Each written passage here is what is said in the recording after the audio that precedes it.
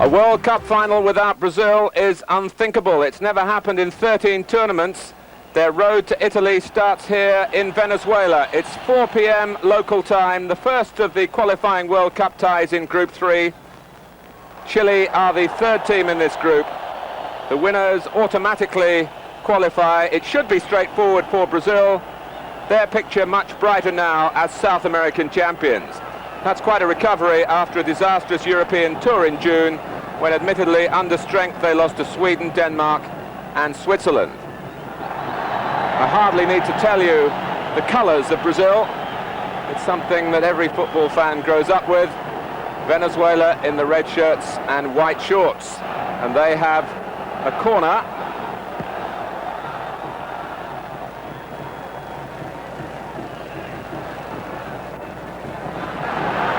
Tafarel is the Brazilian goalkeeper, and a fine one too. I'm joined in the commentary box by the much-travelled Sheffield Wednesday manager, Ron Atkinson, who I'm sure is as excited as I am about watching Brazil play here. Yes, Martin, I think it's one of those things, all that's good in football, Brazil represent, don't they? And they have a way of playing that's exciting.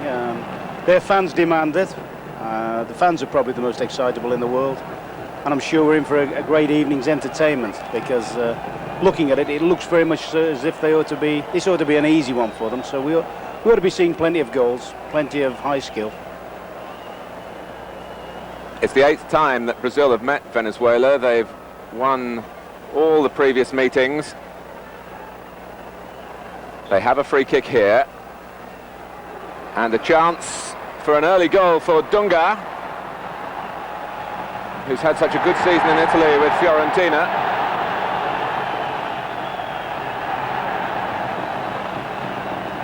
Cavallo, the number 6. Anor. Stopped by Bebeto. Brazil, the only country in the world to have qualified for all 13 of the previous World Cup finals stages. And really, they must be very, very short-priced indeed to get through again. They got that early goal, as we showed you, when the two countries met at the start of this month. And they're pressing here with Mazinho. Ron, was he shooting? That's one of their banana curlers, isn't it? You would expect a higher quality of skill from a player of his quality. Having said that, you know, I bet the surface is a bit ugly out there. It looks very, very bubbly, doesn't it? The goalkeeper for Venezuela is Cesar Baena, who gave away a penalty against Brazil a month ago. Brought down Bebeto when Giovanni scored the second goal.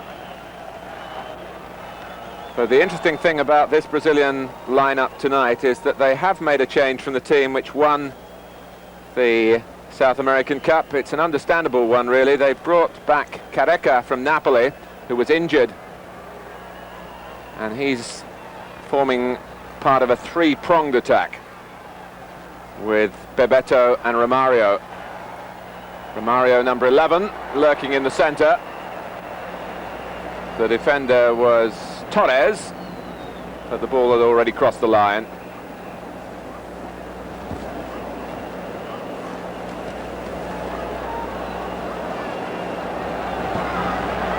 Venezuela, a country with no World Cup tradition at all. The biggest sport out here is baseball, and you can be sure if these two nations met at that sport, there would only be one winner, just as you feel that there will only be one winner here tonight. But Venezuela are improving their football from being really also-rans in the South American competitions. They're certainly capable of making a game of things now. They held Peru in the Copa America to a 1-1 draw.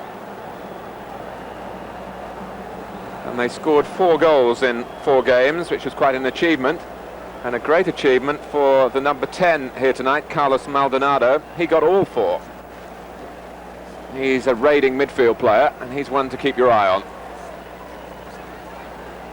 Mazinho. This is little Romario, who plays in Holland with PSV Eindhoven. Branco, who plays in Portugal with Porto.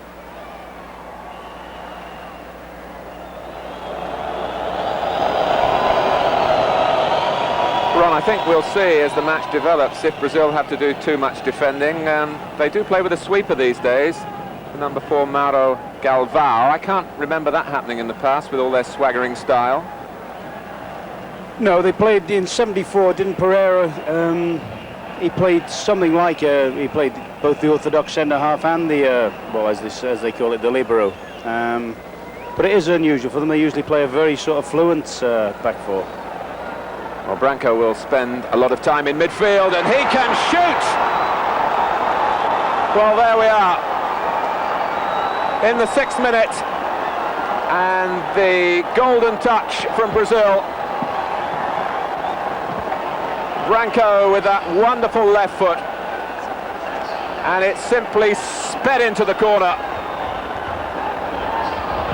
And if you've switched on tonight expecting that sort of Brazilian excitement, you haven't had too long to wait, Ron.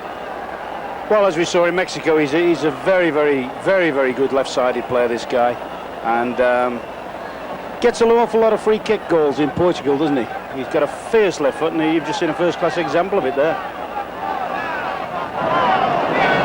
Yes, in Brazil they have to fight for the right to take the free kicks. Everybody fancies their chances at the set plays. They can bend and curl them and power them as well, but that was just free play, and Branco came onto it in a position that he really favours, and Brazil have a splendid start. That will help to quell any early Venezuelan fire.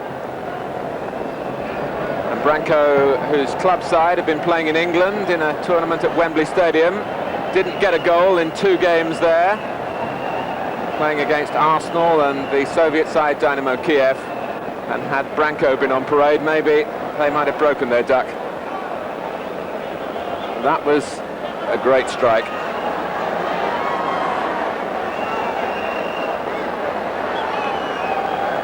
Romario losing his way there.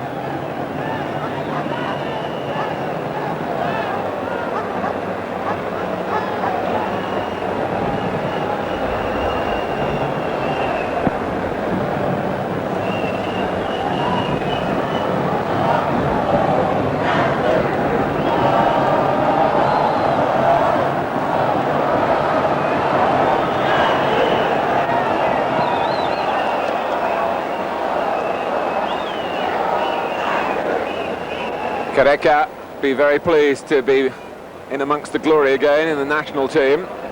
Had a fine season in Italy, playing alongside Maradona, of course, and also one of the Brazilian substitutes tonight, Alemão.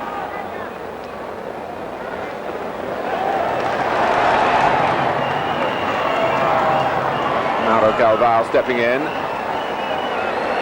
Mazinho switching the play, and what will Branco do this time? Well, he varies for a clever little pass in. The goalkeeper was deceived too and came rather impulsively.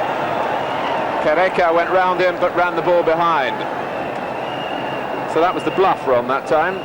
That's right. I've just got the funny old feeling at the moment that this could be 10. I really have. I mean, you've got to feel sorry for Venezuela. Best they've ever done is score a goal against Brazil, and here they are, 6 minutes, they're a goal down, really on the rack, and well, it wouldn't surprise me at all if we went into double figures tonight. Well, looking down the past results, a 5-0 with Tostão 3, Pelé 2, a 6-0, Tostão 3, Pelé 2 and Jairzinho. They've come up against some pretty good Brazilians in the past, Venezuela, and they've got as opposition tonight a much more buoyant squad under Sebastião Lazzaroni, whose very job was under threat after a 4-0 thrashing in Denmark in June.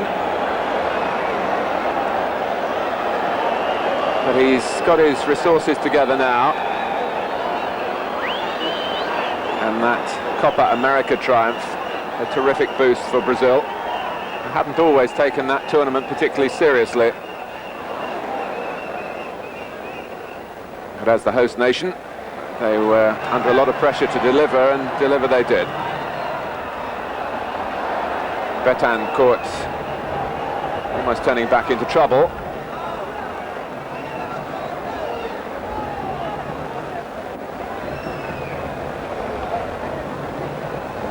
It's also worth noting as well, Martin, it's been it'll be close on 20 years since Brazil last won the World Cup, you know, and we tend to associate them with automatic success in World Cup competitions, but they haven't really.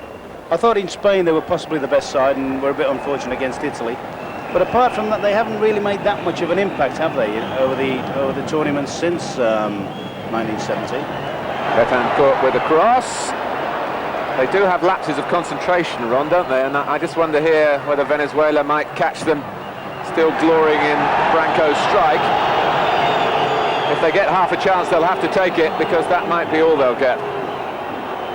But really, they have been fallen favourites in the past, and it does rankle with the Brazilian public that it has been, as you say, 20 years it will be when the finals are staged in 1990. Since that wonderful triumph in Mexico in 1970.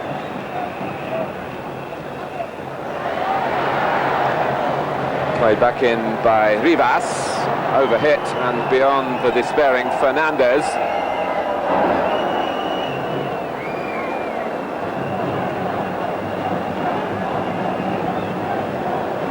Venezuela are coached by Carlos Morena, who was actually born in Argentina, although he played his football in Venezuela.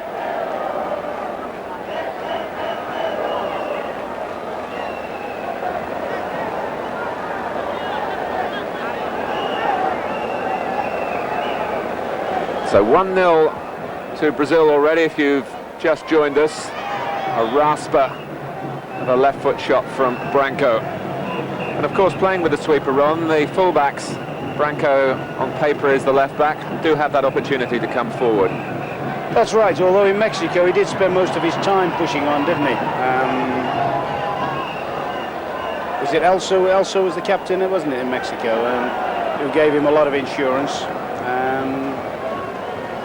Edinho. Edinho, yeah.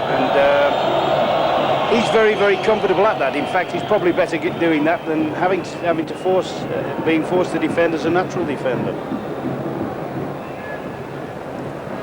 And they'll be pleased, really, Brazil, to get a goal from a different quarter. It was really down to Bebeto and Romario as they made their progress towards the end of the Copa America.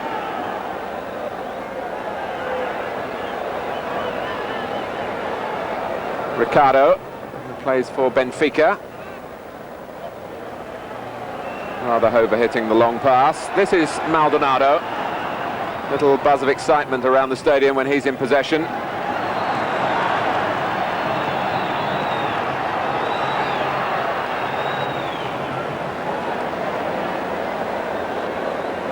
By some South American standards, the pitch is reasonably flat, but the usual bad hop of a ball in a way contributes to the exceptional skills that Brazilian players seem to develop.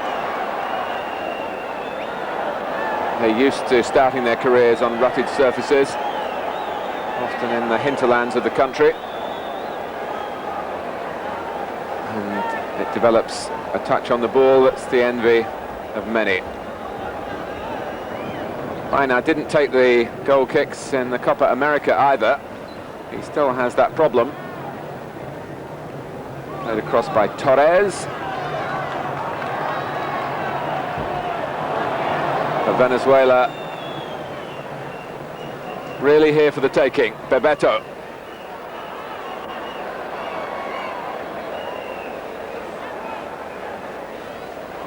Romario laying it off.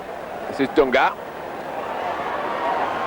And now the right back, Mazinho, joining in. Well, you're disappointed when it doesn't go on target. Dunga, quite capable of beating a goalkeeper from that range, but he just got underneath it and didn't control the volley. I think you've just seen there again, Martin, as well. Critics of the sweeper system being negative and defensive. We've seen Branco get forward and score in the first few minutes. We've seen Marzinho right up on the dead ball line a couple of times, producing situations that possibly they should have scored from. I think that's the big advantage of the sweeper system, being able to release and spring your fullbacks very early. Fernandez for Venezuela. Well, there'll be some reaction in this ground if they got a goal, especially at this stage.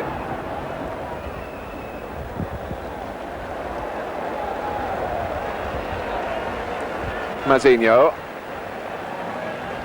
Romario, who at times looks very lazy in the physical tests that Brazil were doing before the Copa America. He was timed the slowest over the Cooper's test, around 3,200 meters.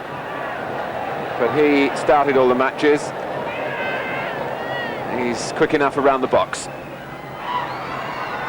And that was Careca coming in that time.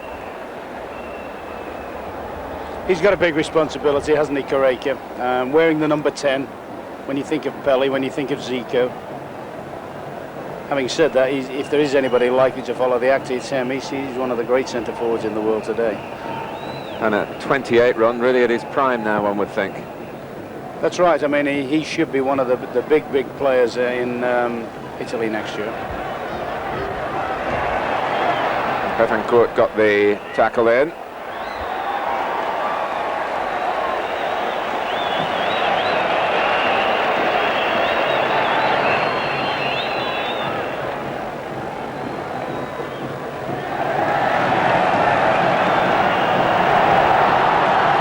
Fernandez.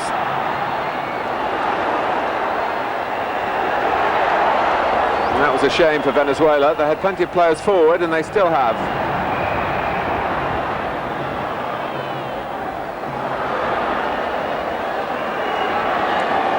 Valdo, who really motors in midfield, and on paper he and Dunga are really the two regular midfield men in this lineup. Of course they'll be supported there by the fullbacks.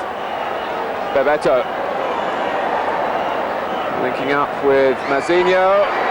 It was a cross to test Venezuela's concentration at the far post. Pacheco able to divert it behind for the corner.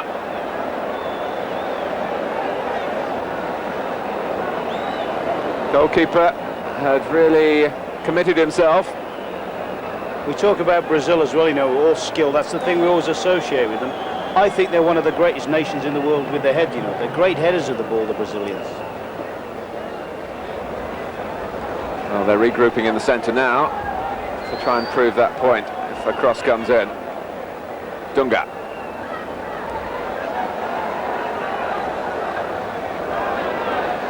Branco on something of a wander. And we shouldn't neglect to mention their mean streak. Oh, they can be a bit spiteful if it's necessary, can't they? It's quite an experience watching them pre-game. They'll argue about anything, whether they should have this dressing room or that, which bench they should be on, what time the team should come out. They want it their way.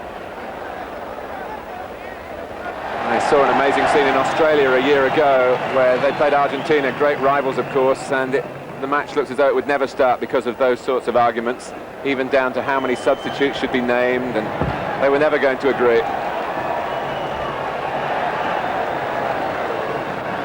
So great competitors, but wonderful colour to their football. That's really what's captured the world's imagination.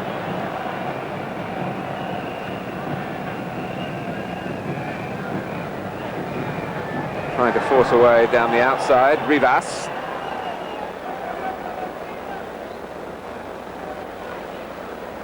Careca.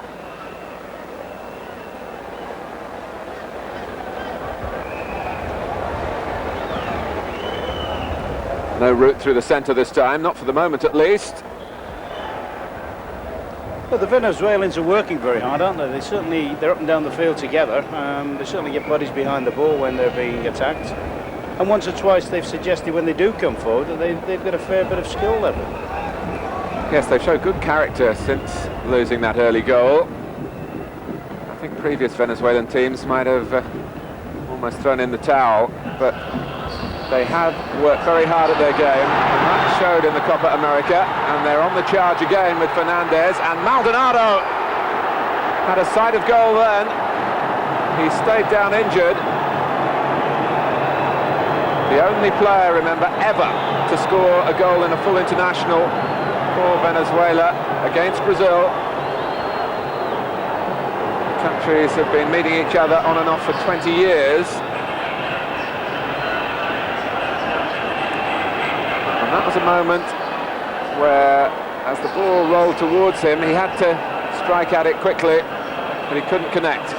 Trying to do the striking at the other end now is Romario. Is it off the line? It is. Romario, who has this capacity for almost smuggling the ball past defenders. The pressure is still on Venezuela. Buying some time now, Fernandez. One back by Ricardo. It's a good open game. Dunga gets a foot in. So a goal to Brazil. One cleared off the line. 21 minutes gone. And Venezuela trying to play their part. They've never qualified for the World Cup finals. The odds are stacked high against them here.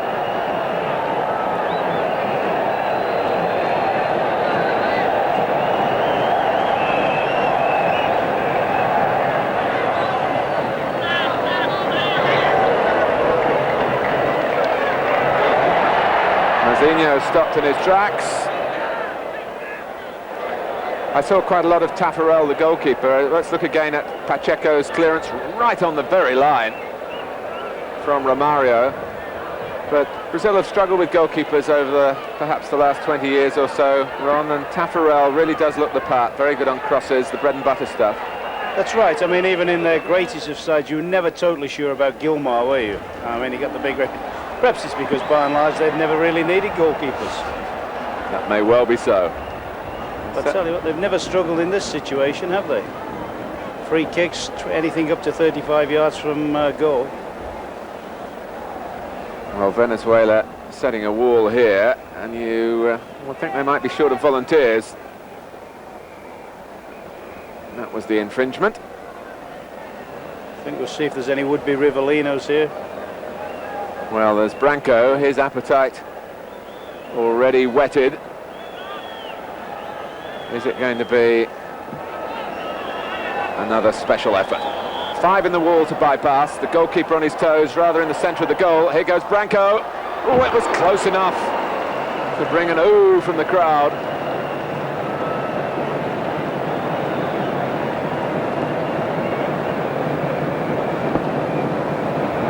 Well, that was pure Rivellino, wasn't it, with the left foot and all, and almost number 2 for Branco. And worth another look, just skimming the bar.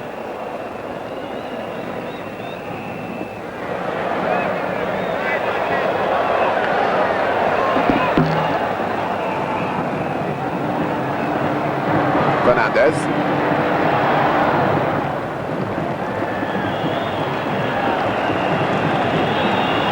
Maldonado with a lot of responsibility on his shoulders. He's a national hero now.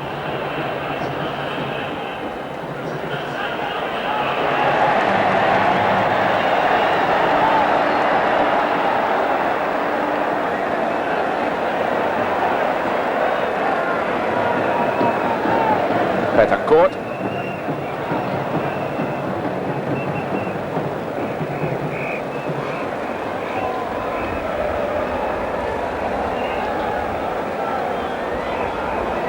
Plenty of fluid movement by the front three for Brazil. It's not really any great shape, is it? They seem to have license to go where the mood takes them. Well, that's it. They're 3 natural football players that can all play, have all got skill, have all got pace. And basically it's just a question of just stick the 3 out there and give them plenty of the ball. Can't help thinking there, Martin, about a comment I've heard recently from someone who should be nameless, but is in a relatively high position with the Football Association, that has made the comment: if ever Brazil learn the secret of the long ball percentage game, then we all better look out. Name names, Ron. No, it's a natural, intuitive feel when they've got their best players out, like every country. They need to have the production line going well. But Bebeto, Romario and Carreca, the three forwards here, really working it out off the cuff.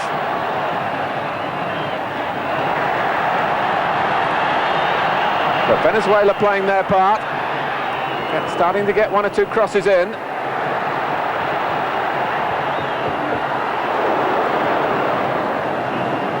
Well, Ron, you were talking about their strength in the air. We're seeing it defensively at the moment. Oh, they're good headers of the ball, and they're also, have you noticed, I mean, when the Venezuelan team have built up attacks, they've also put some very, very resolute tackles in. I mean, for all their skill, for all their fluency and everything, they're not a team of flim-flam players. They never have been, Brazil. Even the great Pelé was well capable of looking after himself. And it was Fables, I think, the player who's down. Yes, opponents often left in a heap, as Fables was then. Now Dunga. Bebeto won it back. Mazinho. The flag is up, and Romario, who's adjusted very well to life in Holland. It's not a natural move, really, from Brazil to the Northern European climate. He played a lot of his games in gloves, but the goals didn't dry up.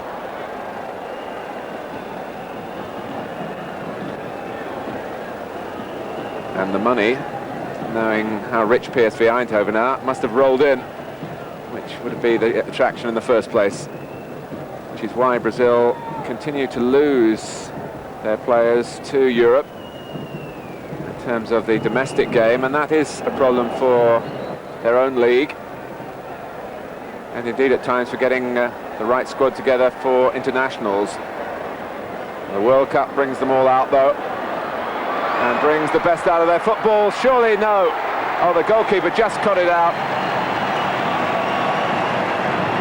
One pass too many, Ron? Well, not really, no. I mean, he just hasn't produced a perfect ball here. He's played a nearly ball here, but marks again, the keeper's read the situation well. As I say, in actual fact, they've surprised me, Venezuela. I mean, I thought they'd have just capitulated after Branco's early strike, but no, they've stuck at it, and they're playing with a little bit of purpose.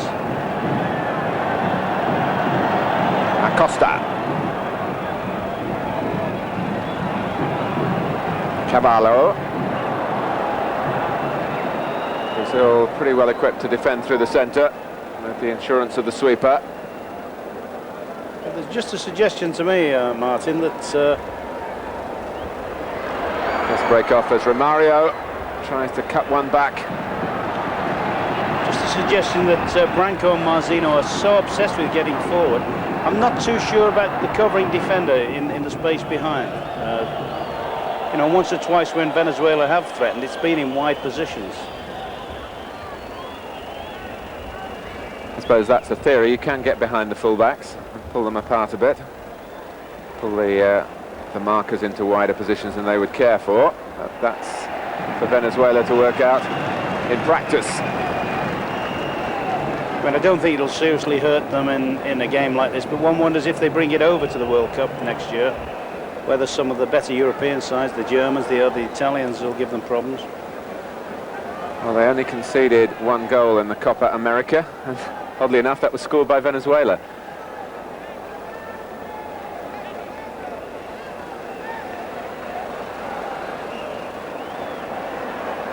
Romario, one number 11, dispossessed by the other. Rivas, who's sturdy of frame.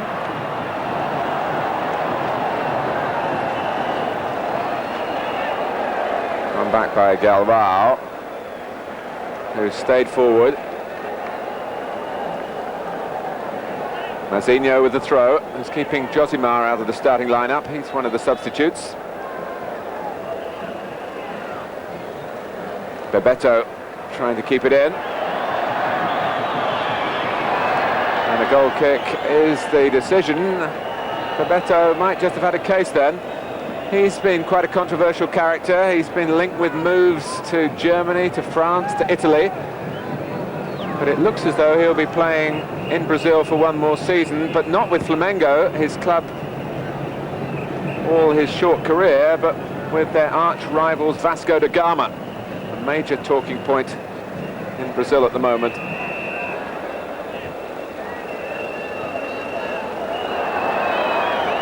Aldair treading on the ball.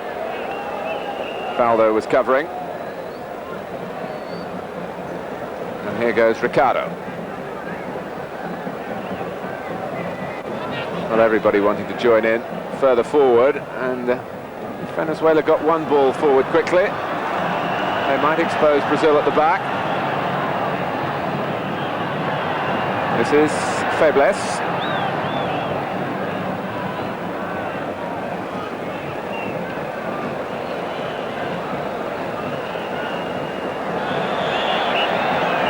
Offside again.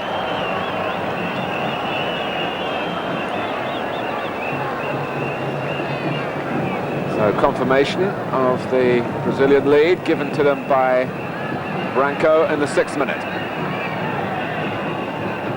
With a superb shot.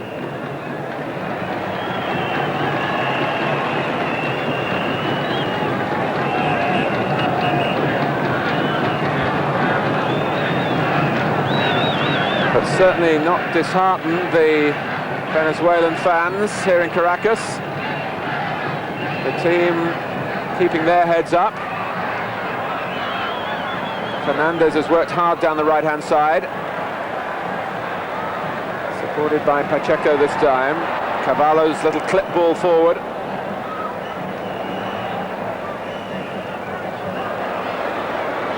And I think one important facet, Ron, when you do play Brazil is to play them fair and square on the day and not play their reputation. I think that's right. I mean, as I said, it's been 20 years since they've been the actual champions, and whilst they've always been the side everybody wants to watch in tournaments, they have had the frailties. They haven't been like the all-conquering side that they were in Mexico in 1970. Cavallo, pressed by Bebeto, but Venezuela came out of that okay. The one thing I hope they don't do when they come over next year is, remember when they came over to Germany for the '74 World Cup, they tried to adopt a more European style, and in fact got very, very physical. This is Betancourt, doing well for Venezuela. Oh, this is brilliant stuff.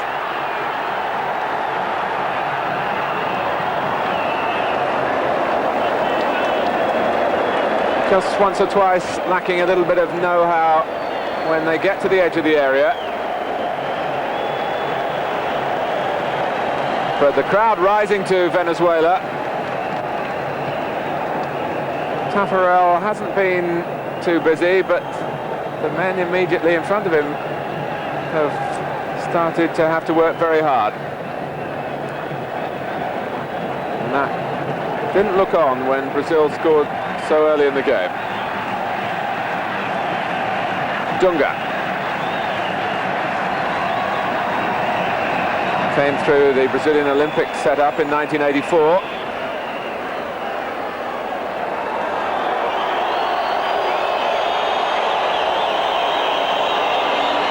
And the referee this time, he comes from Bolivia, Juan Ortube,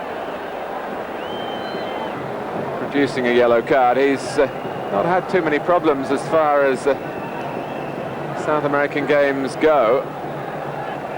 Well, that was a dangerous play by Morovic.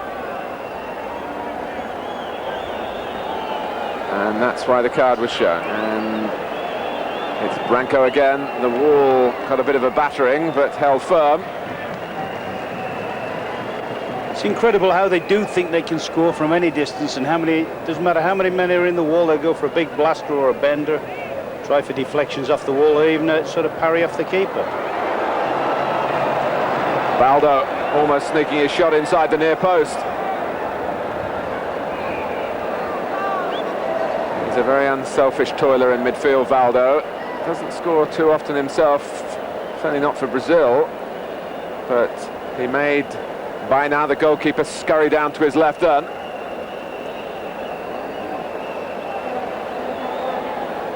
Not content with the free kicks, Branco supervises the corners as well, and he might well shoot from here.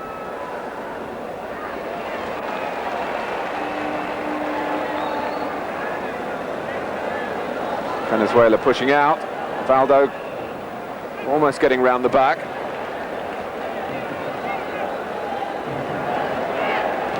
Dunga trying to steer the pass wide, where Branco had got back into an onside position.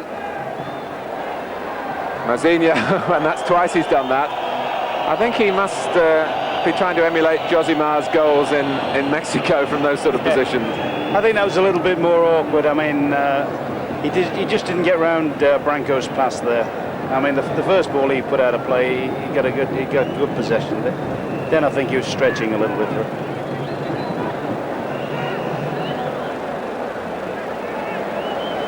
Valdo.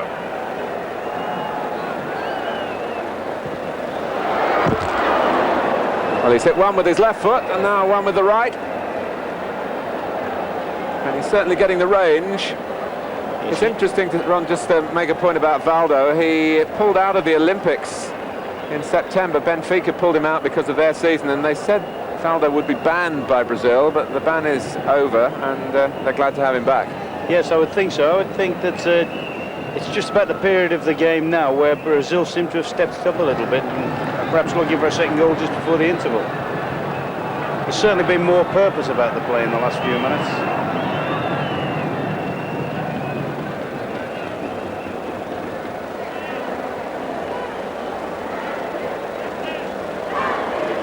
And I think it's making the match a much better spectacle that they have had to do that Venezuela have withstood the early buffeting and given a bit of their own in reply.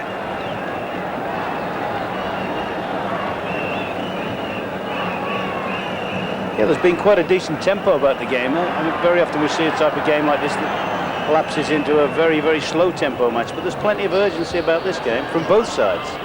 As if Carlos Moreno, the coach, has said, well, if you can get at Brazil a little bit, you might just unsettle them, let them play at their own tempo, and you're dead. That's right, and in the tournament, it's their big game in the tournament, isn't their home game against the, shall we say, the world favourites. And they've got nothing to lose, so they might as well have a go for it. Branco.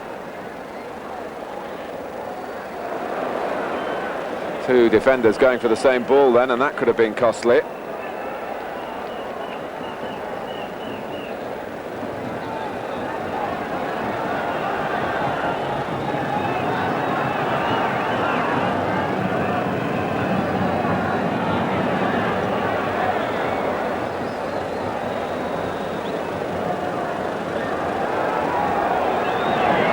Ricardo.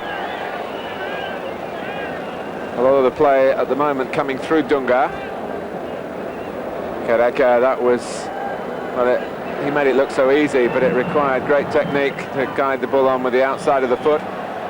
Didn't quite get the support it warranted that time. His club, Napoli, runners-up in the Italian First Division behind Inter, but winners of a major European trophy, the UEFA Cup.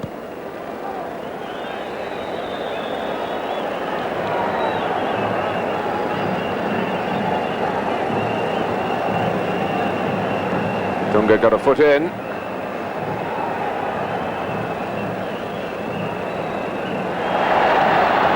Well done by Febles. And you're looking to help it on for Febles again.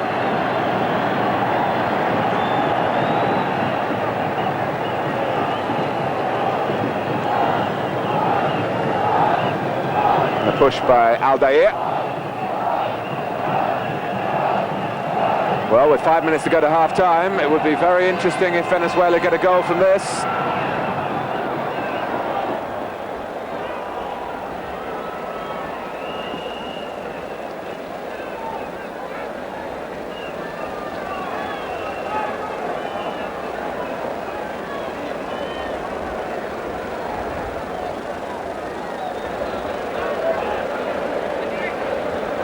I think this is a further example as well, Martin. You know, in world soccer today, there are very, very few soft touches, are there?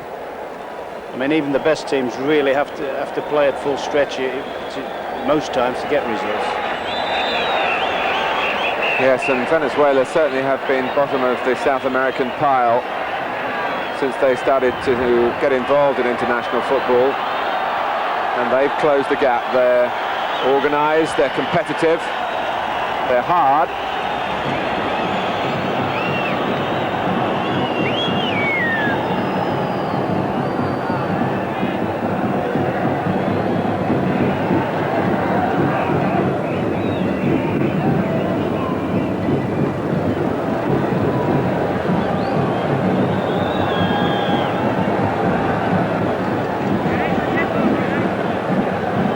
Pacheco, who made that clearance off the line from Romario, takes the throw.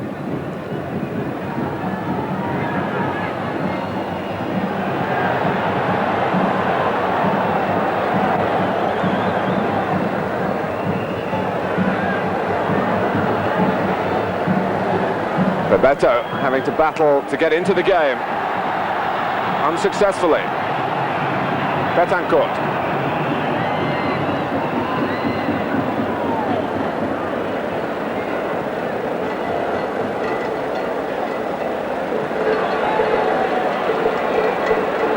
Here's Valdo, who does sense where space is available. Carreca's flick, and that's surely offside. Romario, whose stock in trade is to push up on the last defender and then use his speed off the mark to devastating effect, was away too quickly that time. Brilliant little piece of skill there from Carreca, though, wasn't it? Has seen the space. But still some skirmishes around the other penalty area. Branco. He and Valdo, rivals in Portuguese club football with Benfica and Porto. Dunga, who plays in Italy. Zinho, one of the Brazilian base players. There aren't too many of them about in this squad. And Ron, one player who you know well, Baltazar, was left out, having played in the Copa America against Venezuela, and as we saw earlier, scoring a goal. Perhaps a word on him after this corner. Baltazar was the top scorer in the Spanish First Division last season.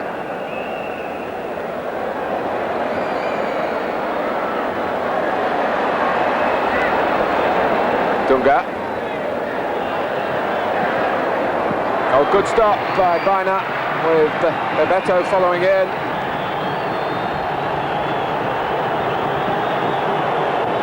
And I suppose in that sort of situation, that's where Baltazar has got so many of his goals, following in around the 6-yard box. Oh, that's exactly right. I mean, he is a very, very average player until he crosses the penalty line, and then he seems to become a little bit of a giant. Very selfish in the penalty area. Likes nothing better than scoring. And I tell you what, if he was playing today, he'd be giving Branco some competition for taking free kicks. But I must say this, a good goal scorer, as good a goal scorer as I've ever worked with, I suppose. But really, they're very, very fortunate. They've got Carreca, who really is a more all-round player. I mean, I think Carreca would play in anybody's national team. This is the sweeper, Mauro Galvão. Branco. The goalkeeper came a little tentatively, but got the referee's decision. And there are bodies down everywhere you look at the moment.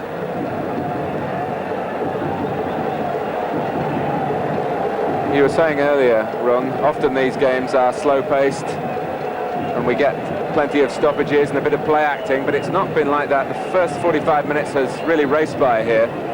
It's been most absorbing. That's right, I've been very, very pleasantly surprised by the quality and the tempo of the game. Looking with interest at the Brazilian sweeper plan. They're not really occupying, they're not really using their sweeper as a very deep man, are they? They're just using him just off the central defence.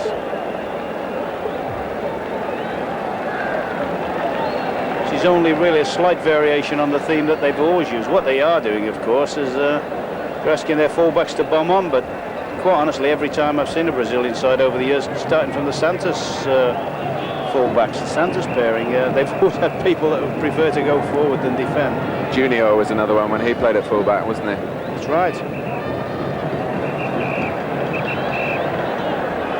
Valdo.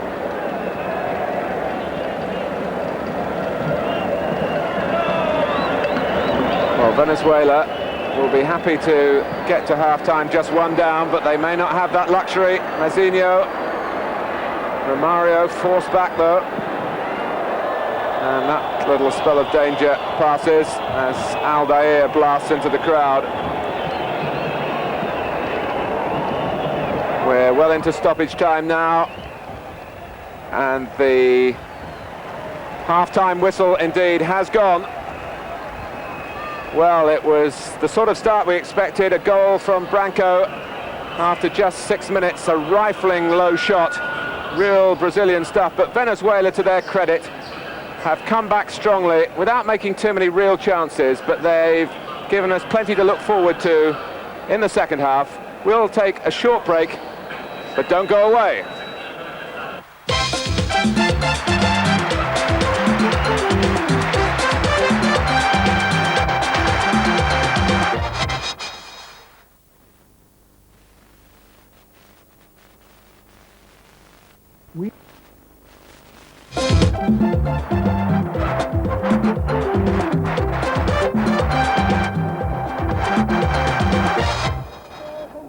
Welcome back to Caracas. The second half literally started as you rejoined us. Venezuela 0, Brazil 1. And this the opening game of all the World Cup qualifiers in South America. It's a programme that's pretty condensed compared to the European programme, which is strung out over the best part of 2 years. All this will be sorted out in all 3 groups by the 1st of October. Romario drawing Pacheco across with him. Mazinho with Betancourt in the way. And he's really epitomised the Venezuelan determination, the number 5. And 1 or 2 swashbuckling runs down their left-hand side, but he's slipped rather easily here by Valdo. Careca pulling away.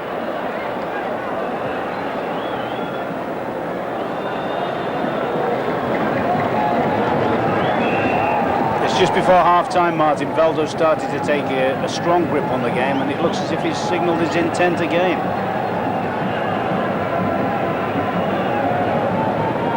Well, as we've stressed earlier, the good thing here, and perhaps even from Lazzaroni, the coach's point of view, Brazil are being stretched and pushed and having to perform. It's been a stroll when they played Venezuela in the past, but it's not that in this match.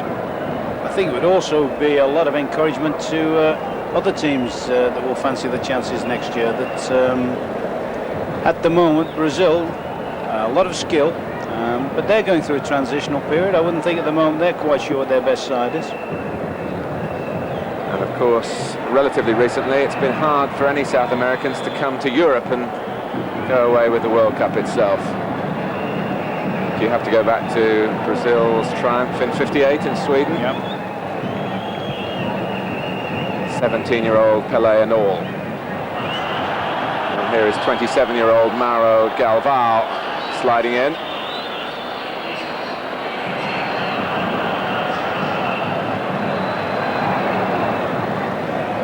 Cavallo interrupted his progress that time. Bebeto on to the ever-willing Mazinho, and the power of Quereca in a surge through the centre, and it looked a foul. It looked more like a mugging, I thought, Martin. Well, the referee was a long way away from the incident and rather dismissed it.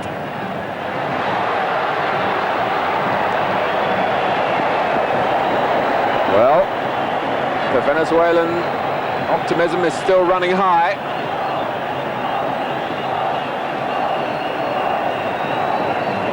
Knocked down by Febles then, causing some consternation in the Brazilian ranks, leading to a corner to Venezuela. 3 minutes gone in the second half. Taffarel didn't quite get there, hit back by Rivas. Here he is again. Taffarel, one of the fair-haired Brazilians of German extraction from the south of the country.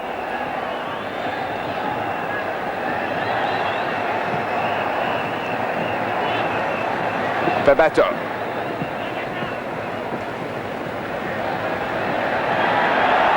Venezuela trying to scurry back as Valdo plays it in too close to the goalkeeper.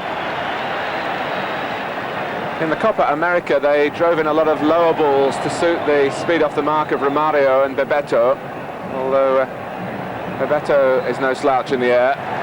Here's Maldonado, the real hope for Venezuela, certainly in terms of what the supporters think. Thinking of that, Martin, how do you think their performance today compares with that previous game, the Venezuelans? Well, they obviously got some belief from it, Ron, because, and they do have home advantage this time, of course. They did finish the game in Brazil strongly, scoring the last of the 4 goals in the game, having conceded the first 3. And there was talk from Maldonado, who was much interviewed at the time, that they didn't expect to beat Brazil in this game, but they did think they might draw. They came away with a newfound optimism, which I think we're seeing translated in their football, which is to their credit, particularly as we've stressed that they went a goal behind so early. It would be an interesting old situation if they could grab an equaliser. Dunga. Romario. Mazinho. And they love those little 1-2s on the edge of the area, but they haven't really been coming off for Brazil as the game has developed. Dunga.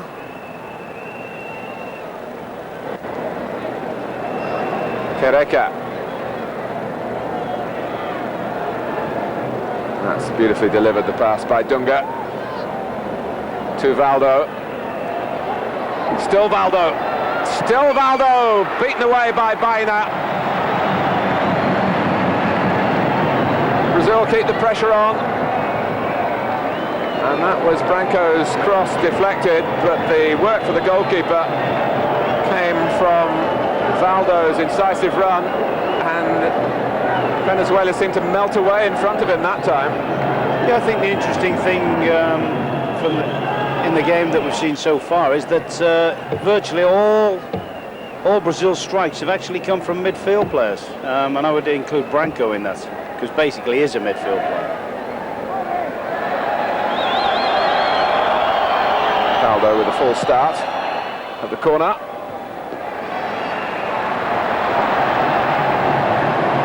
Here's Febles, but Dunga got back.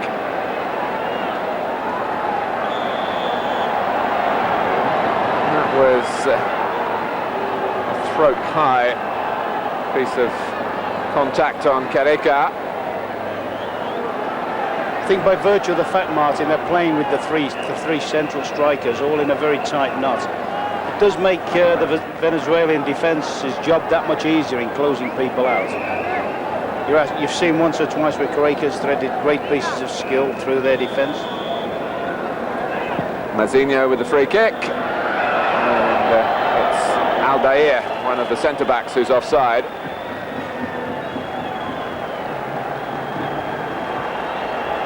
So Venezuela still very much in it, just 1 goal adrift.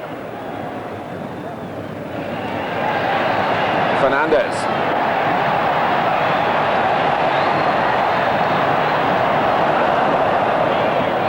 That's a tackle born really of enthusiasm by Agnor.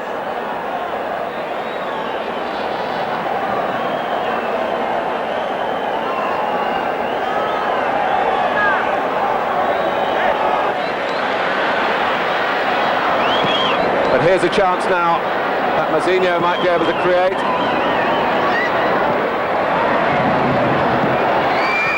And Baina did very well to stop that rolling more than half a yard away from him. It was Dunga who had an awkward ball to hit first time, and it was a high-class shot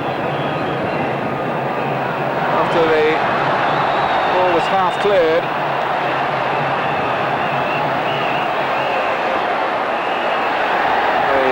Concern for the local television director here that Venezuela might grab a goal while we were looking at the replay, and he'd never be forgiven if it wasn't shown. So we didn't actually see the full extent of Dunga's shot, Ron, but it was a useful one. Well, that's right, another first-class example of midfield players supporting and looking to get shots in from distances. Just got a glimpse there of the number 7, Ariaza, who's on as a substitute.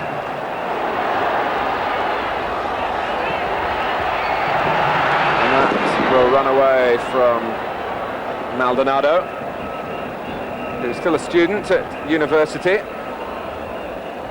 Was actually born in Uruguay, but came to Venezuela when he was only 2.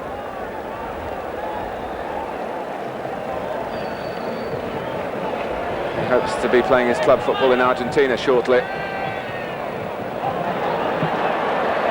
Here's Branco, well forward again. Well, they just are not quite getting it right. A couple of offside decisions, shots well stopped, and this time Romario with an awkward ball to hit first time as it came across his body, rather came off the shin. I think he'd be disappointed he didn't get closer there, though. It was a great situation set up from Branco, and looking at that there, their best chances have actually come from the left-hand side when Branco's got forward. He's delivered with some quality. I'm afraid at the moment, poor old Marzino on the right-hand side has hardly produced a ball worth talking about. I just wonder how our old mate Josimo would get on if they slung him on for half an hour or so. He'd probably get a hat-trick run. There's another right-back who's actually not considered in the final 16 here, Jorginho, who was really the man in possession. He's lost ground through a recent injury. Fernandez, seeing whether Branco can defend, and he just got a foot to it.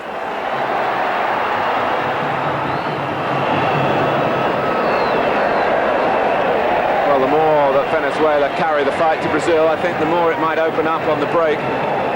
One or two of the more recent chances, or half chances, have come to Brazil with a surprising amount of space compared to the earlier moments of this half and the way the first half finished. Valdo, Bebeto. And what can Mazinho do with his delivery this time? Jorge, 1, 2, 3, 4, 5, 6, micrófono de la cámara, Jorge. It was a bit too high for little Romario. His stock in trade, Ron, is just getting in front of the marker. I've seen him get plenty of goals around the world like that. He is one of the prolific scorers. Well, he's not short of confidence.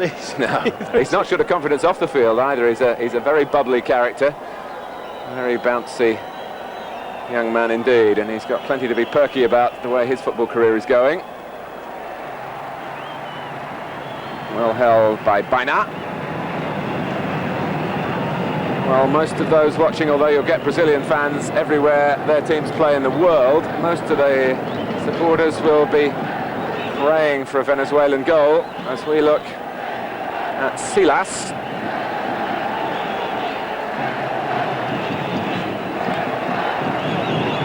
Whether Brazil want to just strengthen their hand a little bit in midfield and possibly take one of the front players off, or whether they're concerned about the knock that Branco got, we shall have to see.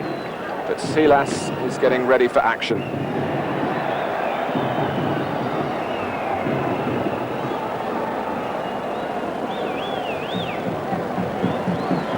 Yes, I think playing with the three strikers presents a little bit of a problem for Careca. Basically, all his best work in this particular game has been done as a setting up player. He's set up situations for people. But as we well know, Careca's at his best when he's playing against the last defender and fighting and scrapping for little things in the penalty box. In many ways, although he's got great skill, he's what you could possibly term almost an old-fashioned British central striker. Fernandez forcing a corner.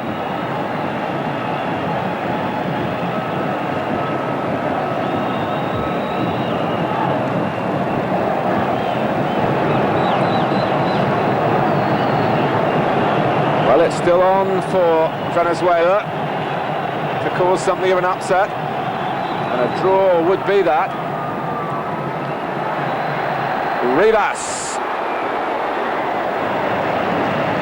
from not too far away from the position where Branco struck in the first half, but nothing like the accuracy. Just to go back to that, or we just look at the incident again, there's Brazil really clear with any overall authority. Rivas reacted well. But I remember, Ron, when you were manager of Manchester United once or twice, you were tempted to play with three forwards instead of the usual two, and if memory serves me, it didn't work out too often for you when you did that. No, very often it is difficult because you tend to find each player occupies the other player's space, so there is a shortage of space. I mean, I have worked it and seen it work fairly successful at certain times, and I've no doubt it can be successful for Brazil, but I think in this particular game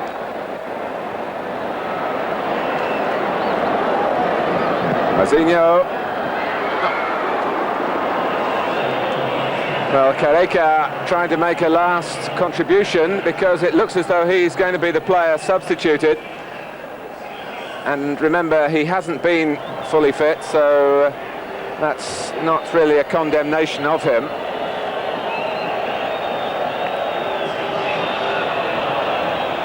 No, as I was saying there, Martin, when a team plays a packed defence as Venezuela have done, then sometimes you need your third man in a wider position to try and stretch them. Now, it has been a big problem for Brazil in this particular game.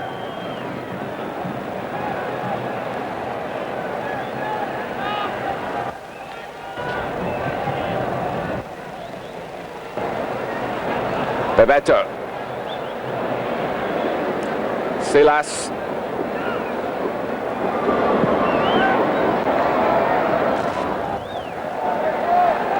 Romario will retrieve it.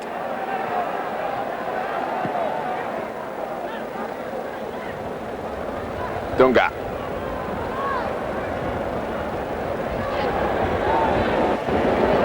Silas goes on the outside himself. And a corner conceded by Cavallo. Well, Silas is no stranger to us, of course, a World Cup squad member in '86. He has a twin brother who plays for Porto.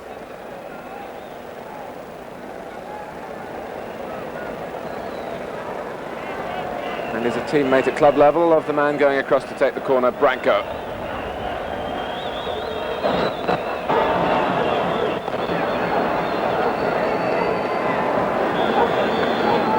A lot of movement towards the near post, and it hits the other post.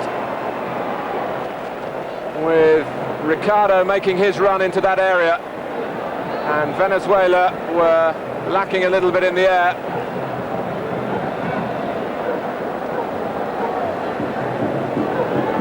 Well, he's a bit unlucky there. He's got the ball's taking a deflection off a defender as well, isn't he, after Ricardo's headed it. Beautiful ball in from Branco, beautiful timed run from the big defender. But it's still 1-0. 1-0 to Brazil.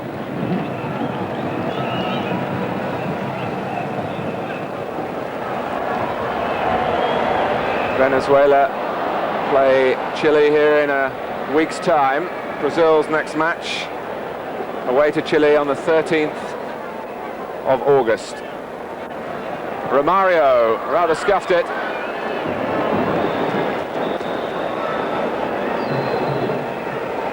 Bebeto and Romario, remember, operating without Quereca alongside them, were really operating with a terrific understanding in the Copa America.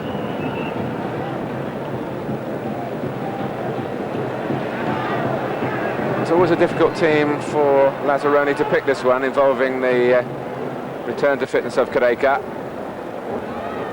Romario. Still Romario.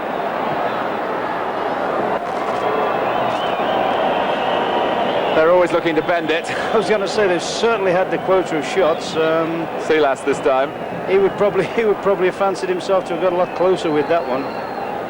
It's amazing. They only need a half sight of goal from anywhere in the penalty area D, and they'll buy a ticket. They'll have a go at the thing. As you said earlier, Ron, about Branco and his shooting, there's always the percentage of a rebound off the goalkeeper if he does get in the way. Taffarel has had a lot of activity at reasonably close quarters, but not too much that's difficult for the Brazilian goalkeeper to deal with.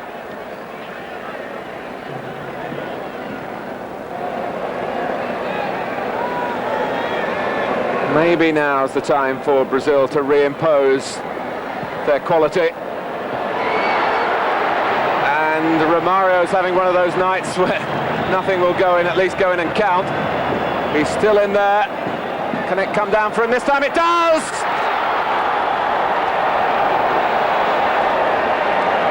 Well, a bit of persistence paying off. You can't help but feel sorry for the keeper there, though, who incidentally has had a great game, hasn't he? He makes a great save off the first effort, which was here, and almost gets back and does something about this one. And this is another look at the header. Yeah, it's a good ball in. But you have to hand it to Romario. His goal-scoring record, wherever he plays, is exceptional.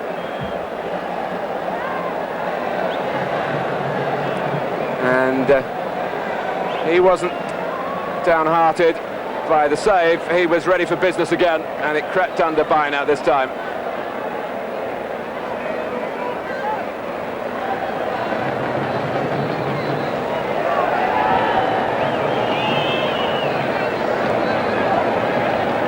Well, we've had 24 minutes now of the second half, and the atmosphere in the stadium has just got a little bit more subdued.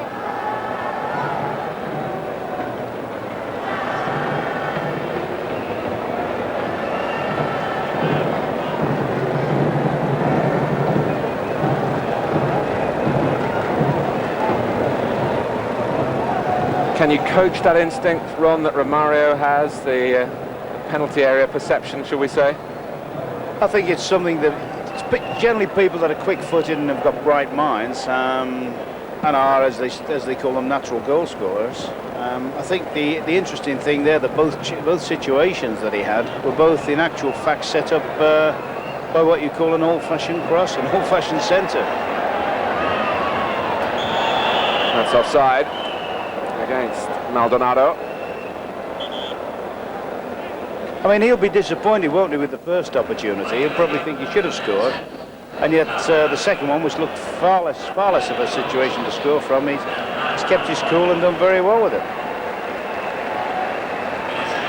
So the second Venezuelan substitution, Carrero for Añor.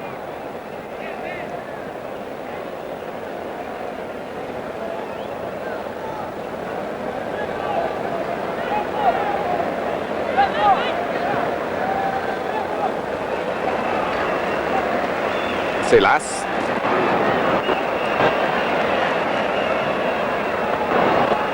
And Baena, who's gone for most things and made some fine saves.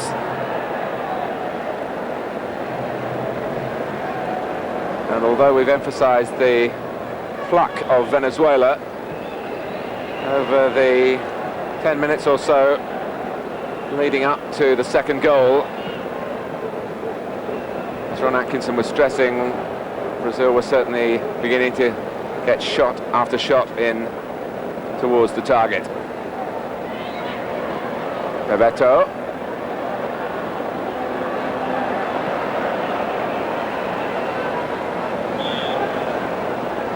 I think the biggest single factor, Martin, is, and you obviously got to give the coach credit here, by virtue of the fact he's pulled on an extra midfield player and opened the centre of the attack up a little bit. It's meant there's been far more space for Branco and Marzinho to get forward, and which they've done in the last few minutes. Fernandez. Good run here by Pacheco. There'll still be laps of honour if Venezuela get one goal. The record between these two countries before tonight, Venezuela scored one, conceded 35. Carrequer, as you saw, making his way to the dressing room. We might have a look at a Venezuelan goal here. Betancourt couldn't set himself, and there's a break on now for Brazil, led by Mauro Galvão. If they play it right here, number 3 is in the offing. But the man who stood between them and that statistic, the brave goalkeeper, Cesar Baina. And 1 or 2 extra Brazilians committed forward then, and they've got to turn and check back. Ariasa, stopped by Branco. Silas.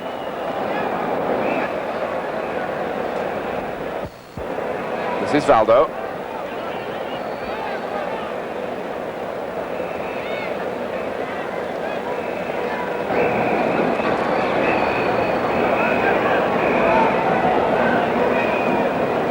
Romario for Silas. And Bebeto to the other side, but played the orthodox return pass. I think that's something we come to expect from the Brazilians, a little bit of a touchback on with the sole of his foot. Ricardo. Silas has Marzinho yet again on the right-hand side, and he saw even more room to exploit perhaps for Brazil here. But the end product just a little bit short again. Costa, the captain, and it's Aldair who gives the depth to the defending that time.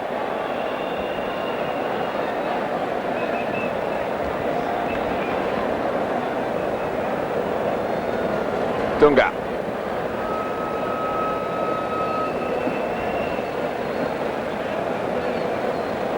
Silas, another who's come through the youth system with Brazil. They do very well at world youth level.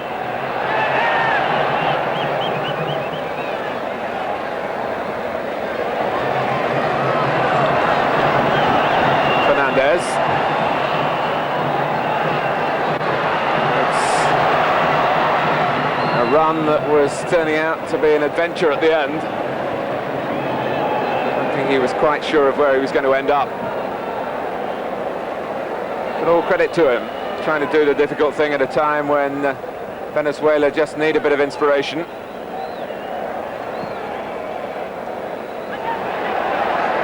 Pacheco plants it back, hoping perhaps the sun might get into the eyes of 1 or 2 defenders. But all eyes here on the room that Brazil have to mount another attack. Silas.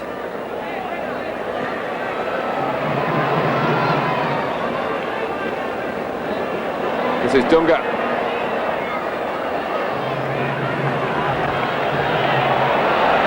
Well, the number 18, Morovic, had the chance to clear, and it was all a bit untidy, but it comes Brazil's way.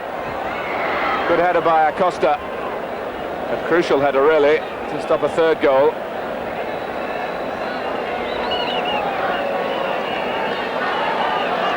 I think one thing you've got to say is Brazil look as if they haven't half prepared for this game. I mean, their physical condition looks phenomenal at the moment.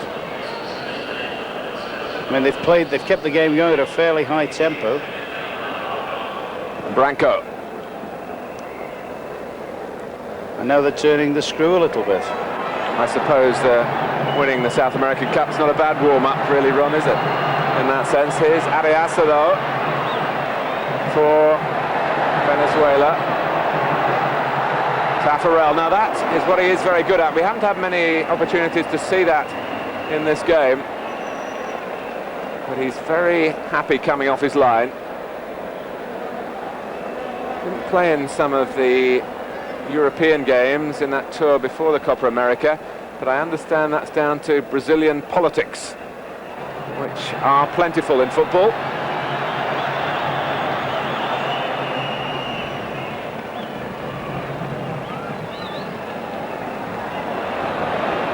Dunga. I think Dunga and Valdo are pleased to have Silas now alongside them in midfield. That was the way they won the Copa America. Ah, Ron, it's our old friend. It's Josimar. Well, every time I read about this fella, I read where he keeps wanting to come to England and play in England, doesn't he? He was going to sign for Dundee, was it 2 years ago? Dundee United, about a year ago. Oh, yeah, I think he'd have preferred Dundee to Rio.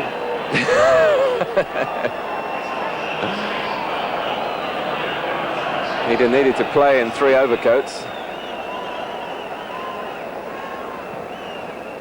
Josimar for Branco is the substitution.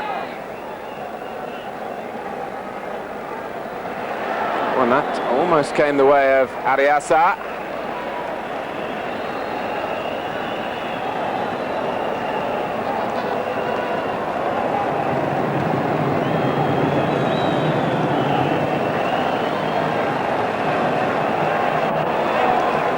So Callado is going to take the corner. And there's Taffarel again, showing good judgment. That high stepping run of Josimar.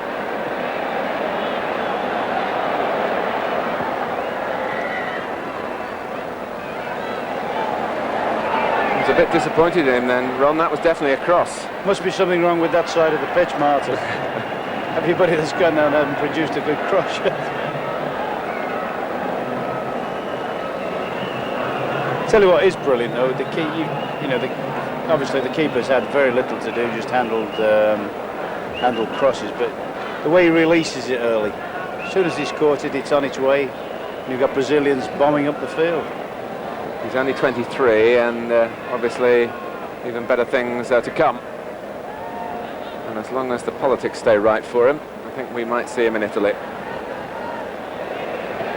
Doesn't play for one of the most fashionable clubs, International from Porto Alegre.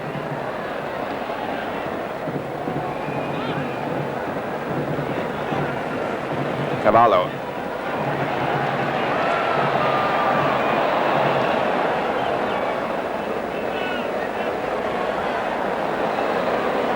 Oh, there was a lovely acceleration from Silas then. Romario. And Bebeto!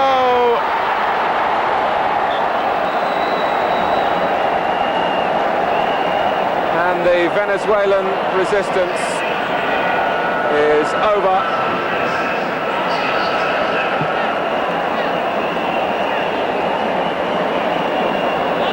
I was going to say the old firm of Romario and Bebeto. It's becoming a regularly successful pairing, but they're very young men, and it's ominous for other international opposition, the understanding that they have on the time to pass beautifully. Well, very much so. I mean, that's a good awareness and a good unselfishness, really.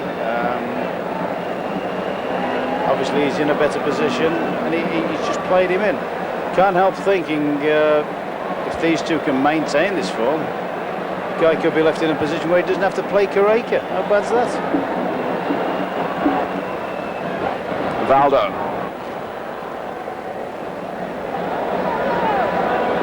Mazinho switched to left back to accommodate Josimar.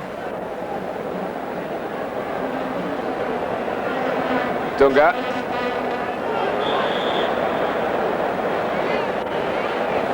Well, it's a scoreline, if it finishes this way, that won't surprise too many people, but it hasn't perhaps told the whole story, Ron. No, there have been times in the game when you think that Venezuela, in fact at one stage you're thinking if only they can just snatch an equaliser now, who knows what might happen. But all credit to Brazil. I mean, they've shown from time to time the little silky skills and the little tricks they've got. They've also got a tremendous resolution about their play. I'm not so sure they've got the great creative midfield players they've had over the years, but they've certainly got a very, very hard-working side there. Josimar moving into midfield. This is Ricardo. What a run! Bebeto! Ricardo made it possible, and Bebeto rifled in number 4, his second, to inside a couple of minutes for this precocious number 7. And the leggy Ricardo realising now that he had the licence to move forward, and Bebeto with a licence to kill the game off. I mean, that's another of the great Brazilian strengths. The ball doesn't embarrass anybody. Defenders can come forward, defenders can join in attacks, and look as accomplished as most strike players. Full marks to Bebeto, though. It was a simple chance, really, but he took it well. I just wonder what Carreca's thinking. 3 goals since he departed, and a shape to the play that suggests he might have to compete with Bebeto and Romario for one of those 2 jobs up front. Here's Josimar, though, as Brazil go hunting number 5. And Ron, your early prediction, which was looking a bit hot-headed, may I say, at the start, is looking a bit more realistic now, although double figures is stretching it, but the gap in class is now showing. That's right, but I think you've got to have a little bit of sympathy for Venezuela, particularly their goalkeeper, who hasn't made a mistake. He's played excellent, and yet looks as if he's going to be on the right good hiding now.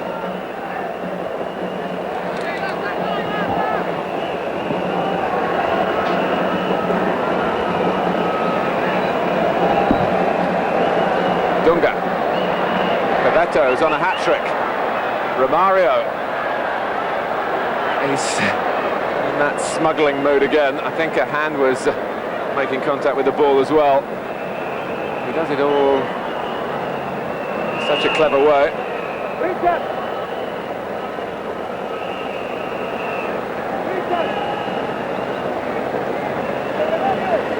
6 minutes left on my watch.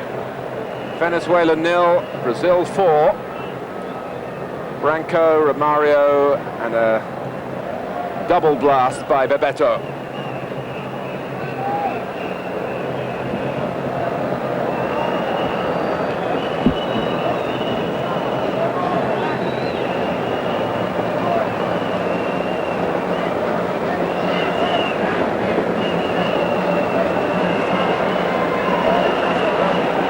Maybe Brazil's appetite not satisfied yet.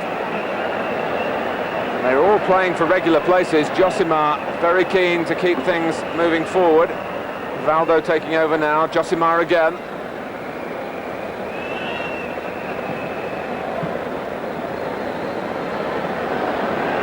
This is Dunga.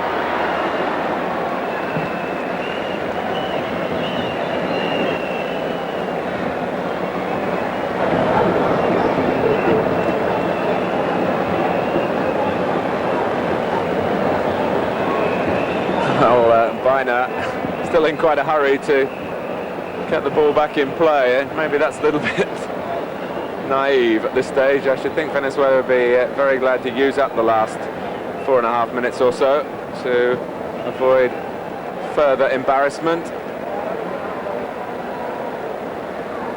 Certainly hasn't been the worst game I've ever seen, Martin. In fact, I think it's been a very, very good game, very interesting game, particularly, as we say, with next year coming up. You're having your first look at, or you're having a good look at the Brazilians.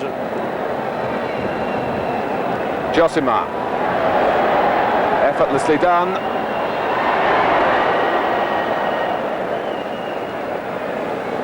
That was a good ball in. I knew it was possible to cross a ball from the right eventually. But of course, he's remembered for shooting from that type of position. He got one past Pat Jennings against Northern Ireland, and one from a ridiculous angle against Poland, Ron, I think it was, wasn't it? That's right, yeah. That was a good chance, that, actually. They were disappointed they haven't scored with that, Brazil.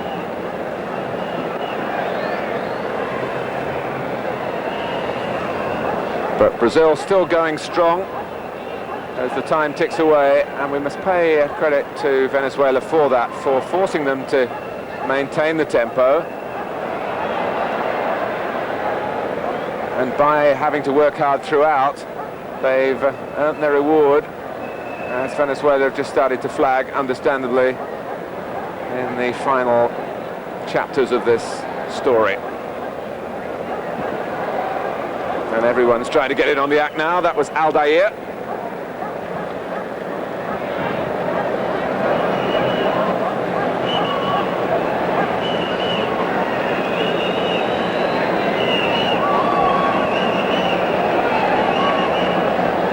Carrero. Haven't seen too much of Maldonado this time. It was just a smell of a chance he had in the first half.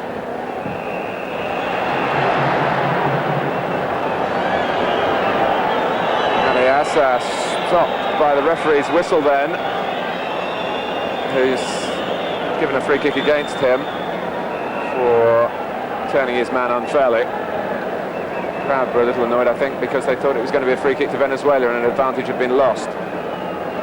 This is Valdo. Bebeto.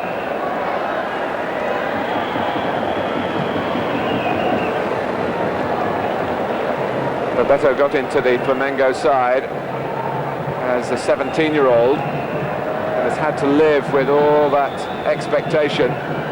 He's really starting to flourish now. 2 of those 4 are down to him, and we're a minute and a half away from the end, and Brazil still seeking a 5th. Romario was moving towards the near post.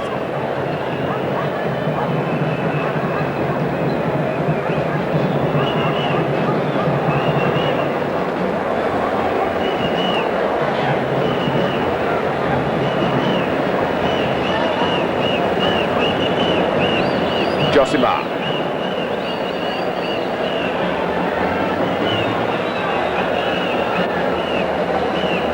Valdo. Dunga.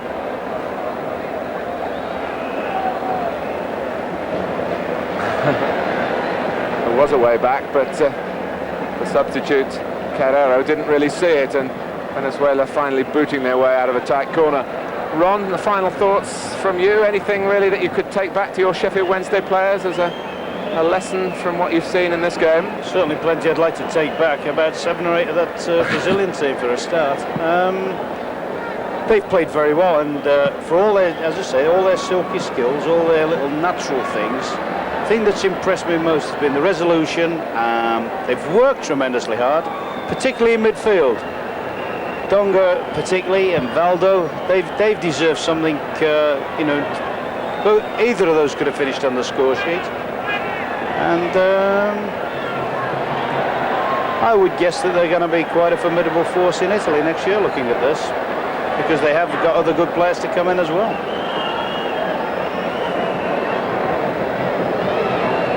Well, I'm sure all the Italian newspapers will be reporting this as the bean feast or the goal feast that Careca missed out on. That's life at the top for you, but he certainly played his part at a difficult stage in the game, played thoughtfully and hasn't been fully fit, as we've stressed.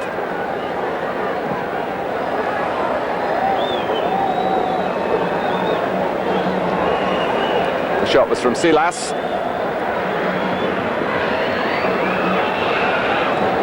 Well, Brazil came here, they came here as champions of South America, but they knew they had to get a result foremost and hopefully put on a show to start their qualifying route in progressive fashion.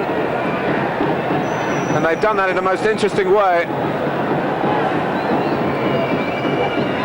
They had the perfect boost with a 6-minute goal from Branco, but for around an hour of the game, they were put on their mettle, had to play to full capacity before putting an iron grip on the closing stages. This is Maldonado. Fernandez. We're deep into stoppage time now.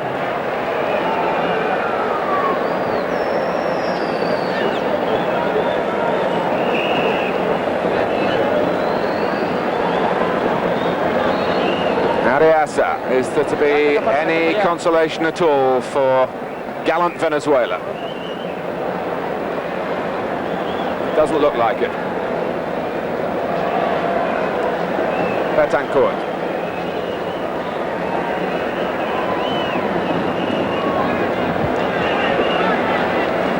Two substitutes, Silas with Josimar outside him. The first real sign of weariness from Valdo. Ariasa.